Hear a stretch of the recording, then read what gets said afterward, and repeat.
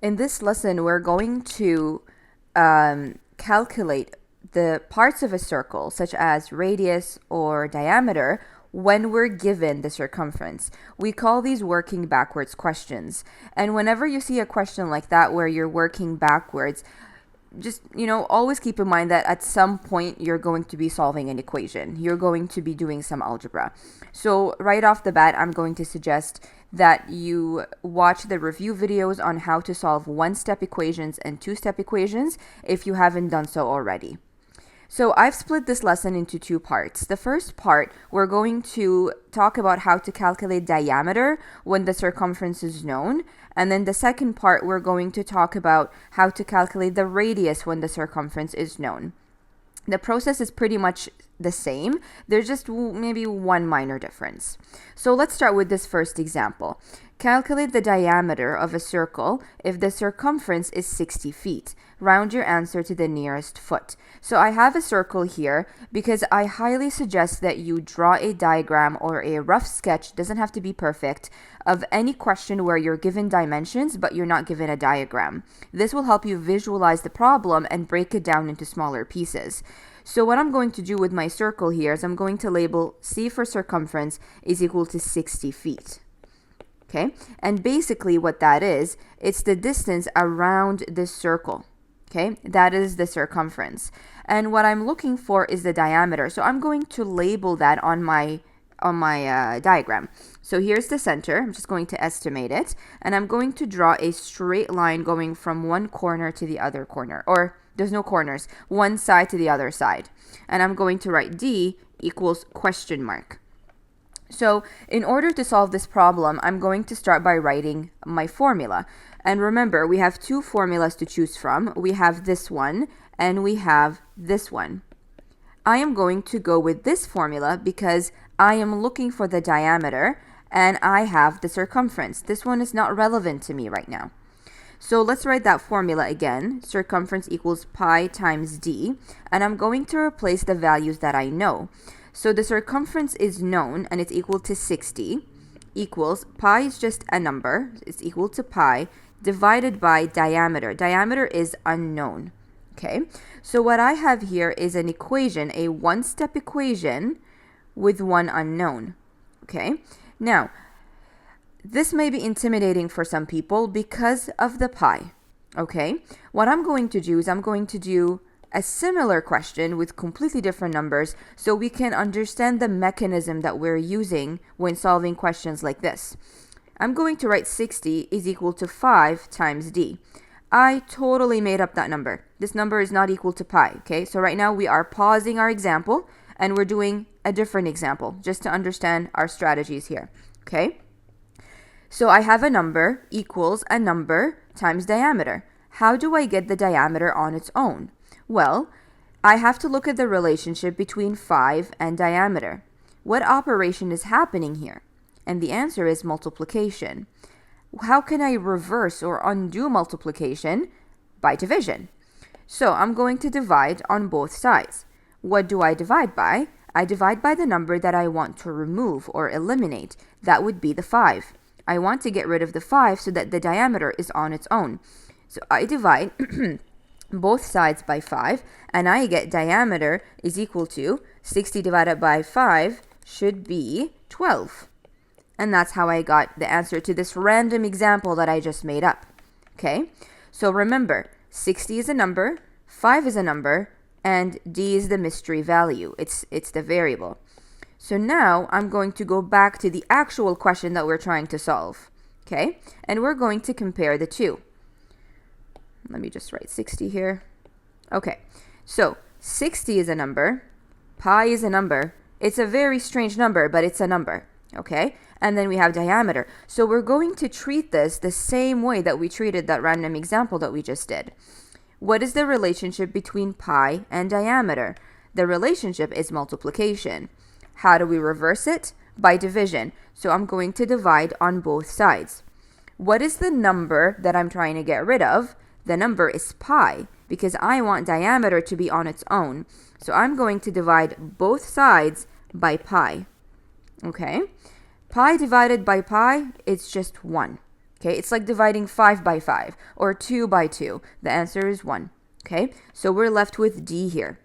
On the other side, I have 60 divided by pi. So on your calculator, you're going to input the following numbers. 60 divided by pi, and that will give you 19.09859, etc. So I'm going to write that down. ... And we're basically done, but we just have to do our rounding. It says round to the nearest foot. So we're going to round to the nearest whole number. So we're going to look at the number here. It's 0, so we're rounding down. So the answer is 19 feet. The diameter is 19 feet. Okay? And a reminder, please use the pi button. Do not use 3.14. Okay? So this is basically how we work backwards when we're looking for the diameter. What I'd like you to do right now is try this question by yourself. So I'm going to read it with you and then you can pause the video. So calculate the diameter of a circle if the circumference is 18 inches, round to the nearest inch. So please draw a circle, label your circle, and then round your final answer to the nearest whole number. And when you come back, I'm going to view the solution. Okay, for those of you who are here just for the solution, the answer is diameter is equal to 6 inches. If you'd like to watch me work through this problem, I will do that right now. So here is my circle. Like I said, it doesn't have to be perfect. So the circumference is equal to 18 inches. Okay, my diameter is right through the middle here from one side to another, and that's the mystery number. Okay, I'm going to start by writing the circumference formula that has the diameter in it, and then I'm going to replace the values that I know. So circumference is 18, pi is just a number, and diameter is unknown. And now I'm going to solve this equation. I want diameter to be alone, so I'm going to get rid of this number. Pi and diameter are multiplied, so to reverse that, we will divide by pi. So finally, our answer is going to be diameter equals 18 divided by pi, and that number is 5.7 ...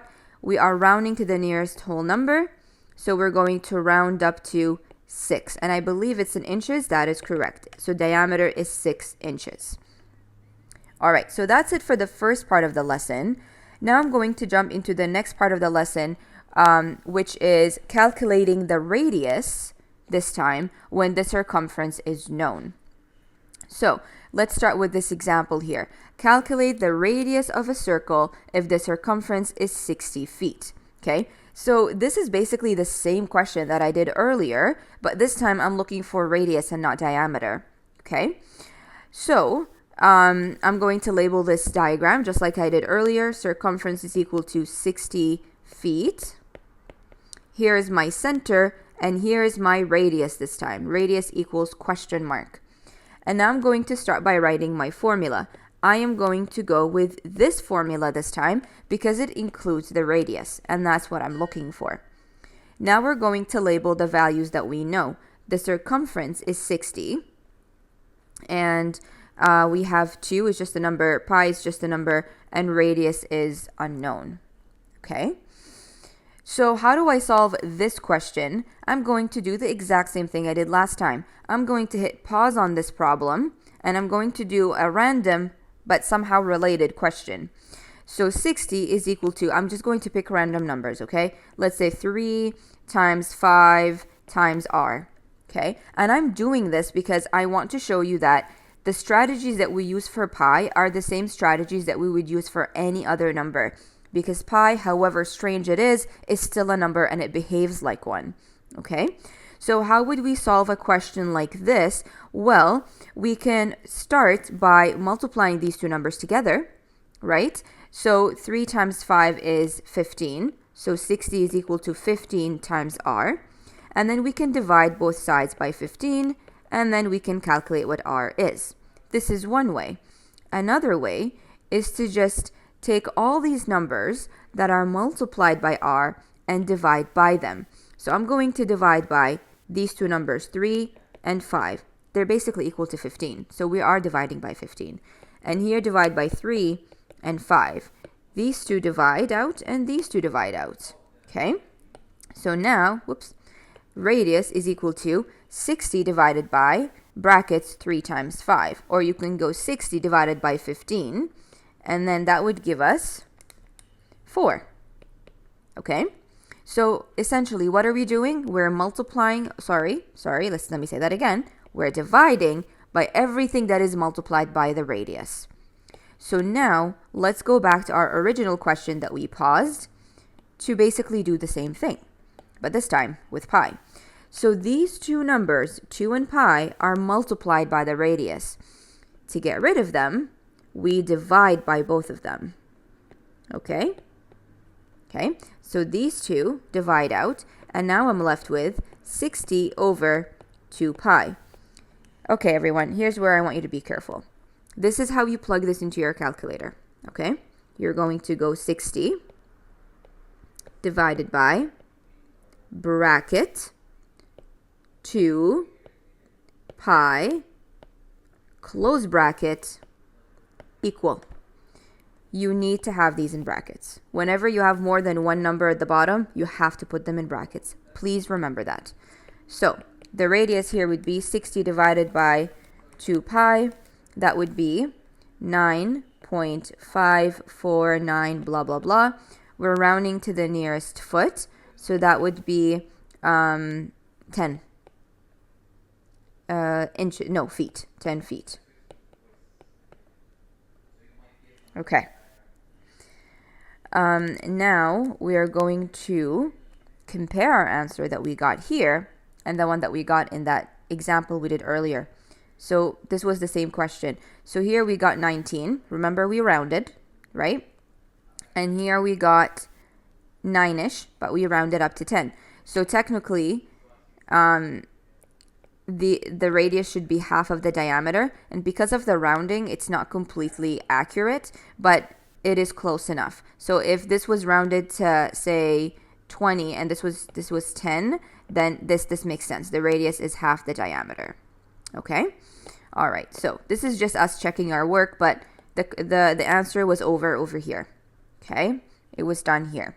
So the radius is equal to 2 feet. So what is the minor difference between working backwards with diameter and working backwards with radius is that when we divide, we're not dividing by pi only, we're dividing by 2 pi together.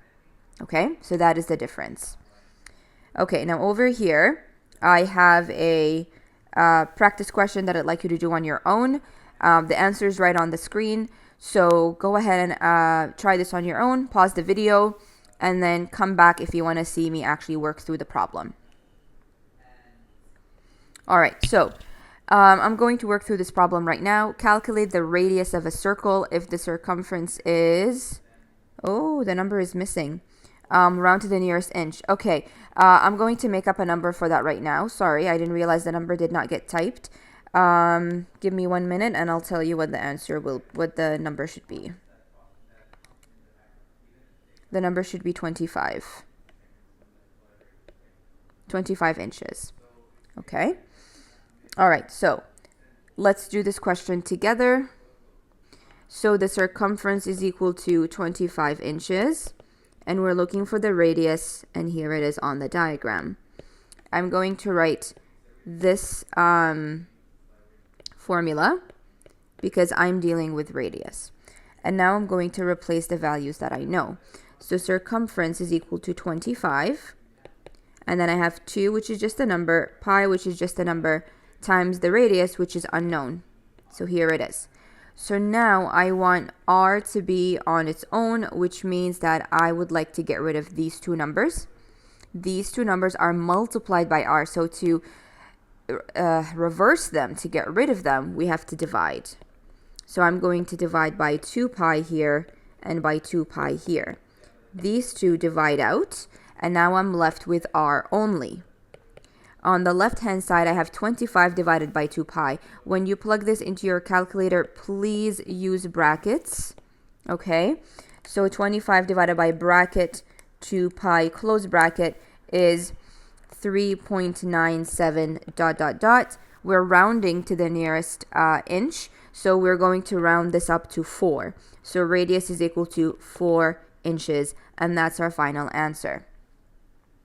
So this concludes our lesson on how to calculate circumference, how to calculate radius, and how to calculate diameter. Please practice at least a few questions of each type before moving on to your assignment.